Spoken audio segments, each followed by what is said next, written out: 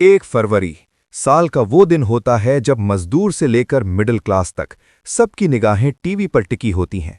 उम्मीद होती है कि सरकार महंगाई से कुछ राहत देगी। लेकिन 2026 का बजट आया और अपने पीछे छोड़ गया सिर्फ निराशा। आज सवाल ये है कि क्या वातानुकूलित कमरों में बैठकर बजट बनाने वालों को अंदाजा है कि गरीब के घर चूल्हा कैसे जलता है। सबसे पहले बात सीधा उस मुद्दे की जो हमारी जेब काट रहा है, महंगाई।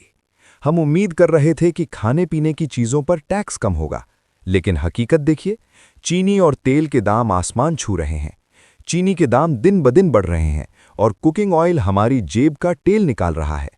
बजट में डिजिटल इंडिया की बातें तो बहुत हुईं, लेकिन क्या कोई डिजिटल करेंसी उस गृहिणी का दर्द कम कर सकती है जिसे पता है कि दाल और सब्जी दोनों एक साथ बनाना अब बजट के बाहर है।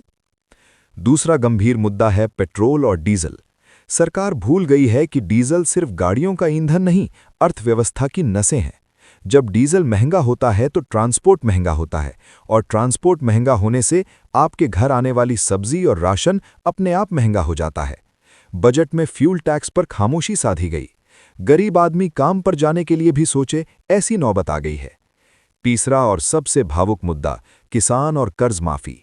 दोस्तों, हम उस देश में रहते हैं जहां जय जवान जय किसान का नारा दिया जाता है, लेकिन इस बजट ने हमारे अन्नदाता को पूरी तरह भुला दिया। हर चुनाव से पहले किसानों से कर्ज माफी के बड़े बड़े वादे किए जाते हैं, लेकिन जब बजट आता है तो किसानों के हाथ खाली रह जाते हैं। जब बड़े बड़े उद्योगपतियों के लाखों करोड़ के लोन राइट ऑफ यानी माफ किए जा सकते हैं, तो उस गरीब किसान का कर्ज माफ क्यों नहीं हो सकता जो हमें रोटी खिलाता है। खाद महंगी, बीज महंगा और बिजली महंगी, लेकिन फसल का सही दाम नहीं। किसान कर्ज के बोझ तले दबकर आत्महत्या करने को मजबूर है, लेकिन इस बजट के पन्नों में किसानों के आंसुओं के लिए कोई जगह नहीं मिली। ये अन्नदाता के साथ सबसे बड़ा छलावा है। चौथा मुद्दा जो भविष्य बर्बाद कर रहा है, शिक्षा। शिक्षा अब सेवा नहीं व्यापार बन गई है। उम्मीद थी कि गरीब के बच्चे के लिए पढ़ाई सस्ती होगी, लेकिन कॉपी किताबों पर जीएसटी, इंटरनेट का खर्च और प्राइवेट स्कूलों की भारी फीस ने शिक्षा को गरीब की पहुंच से दूर कर दिया है। जब गरीब का बच्चा पढ़ेगा नहीं तो वो आगे कैसे बढ़ेगा।